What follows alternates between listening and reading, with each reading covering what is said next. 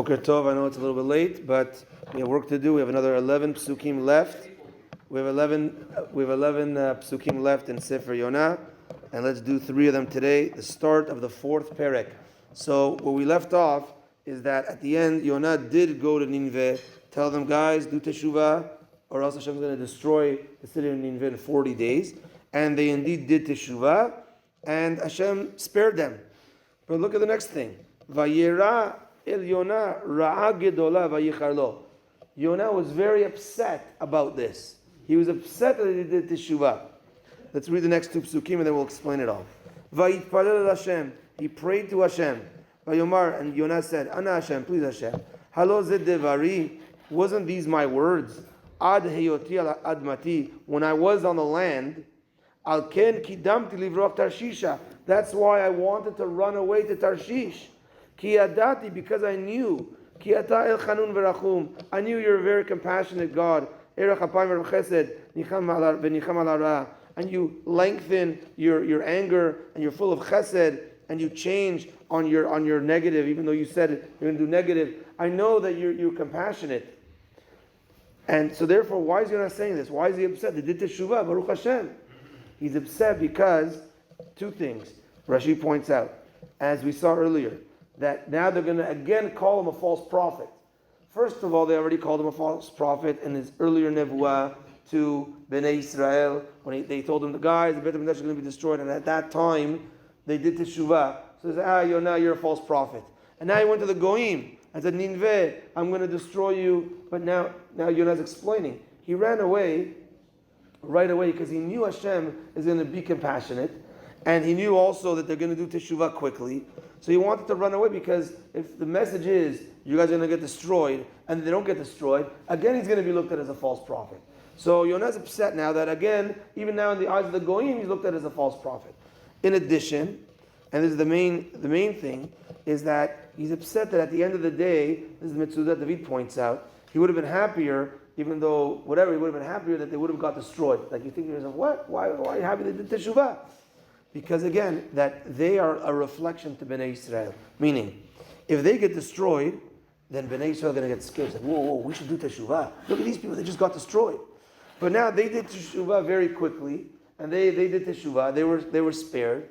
So it's going to now look bad on Bnei Israel, because Bnei Israel is unfortunately Am Keshe Oref, more difficult to do teshuvah. And then Bnei Israel is going to say, Hashem's going to say, look Bnei Israel, but these Goyim, they did teshuvah in a minute, and you guys are taking your time.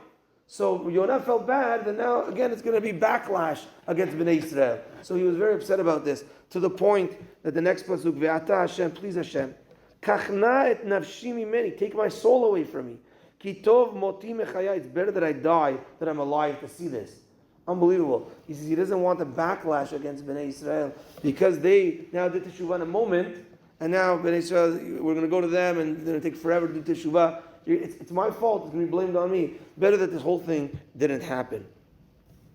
So that's the general explanation of these psukim.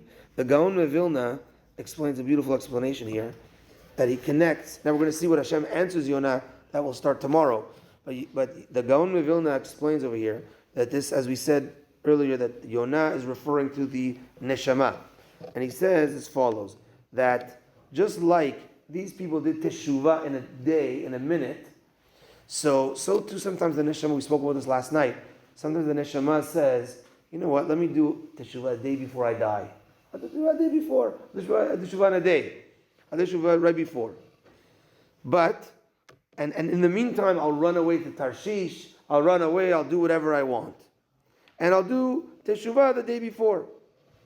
But Hashem makes a person realize that let me sin and then I'll do teshuvah doesn't work. It's not a good teshuvah. And therefore, Yonah was given a second chance here. He was given a second chance because he was swallowed by the whale. He was spit out. He was given the second chance, and that's the second Gilgul. Meaning a person realizes if he gets reincarnated, that hey, if you tried doing teshuvah you tried sinning with the intent to do teshuvah, that teshuvah doesn't work. You'll have to come back down as a reincarnation, as a Gilgul. But a person does get a second chance with that Gilgul. Now the Gaon of Vilna says, how do you know what to metaken. If you are Gilgul, likely the Gilgulim say that in our generation, close to Mashiach, we are all Gilgulim, we are all reincarnations, and coming to fix past neshamot. And therefore, what are you supposed to metaken? What are you supposed to fix?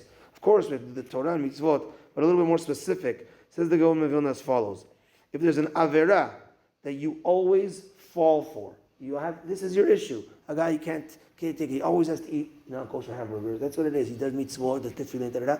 Non-kosher for him is like his thing. He has to be quiet and this. Let's say that's your avera. That's what you came to fix. If that's what's hard for you, that's what your struggle is, that's what it came to fix. Some guy, he can't stop talking to you. He just can't. His whole life, he just can't. He has to. Maybe that's his tikkun. Also, he's got to work on that. That's what he's got to do. Or an avera that you always want to do, and let's say Baruch Hashem, you haven't been doing it, but that's what your heart, like you want to do this avera, and you're controlling yourself. That is also a sign of what your tikkun should be. Or if, let's say, a person, unfortunately, is so stooped into an avera that became a second nature. It's like, okay, I know it's wrong, but this is who I am. This is who I am. This avera. This is what I do. This is who I am. This is how I was brought up, whatever. But that became a second nature type of avera that also is one that needs to be fixed. So the person should look at himself and see what he always wants to do and or unfortunately violates. That's going to be something that he needs to fix. Or that he wants to do and controls himself, that you're on the right path, that's something that you should be fixing. Or an avera that's like second nature to you already, you've been so used to it, but it's a sin, that is something that that your soul needs fixing for. Okay, that's that for today. A few more Pesukim, Bezrat Hashem, in Sefer Yona. Baruch Adonai Le'olam, Amen ve'amen. Rabbi Chananya ben Akasha omer, Matzah Kadosh Baruch Hu lezakot, et Yisrael ficha chibar lam tamatzu shneimar, Adonai Hafetz, man tzidko, Yigdil Torah ve'yadir.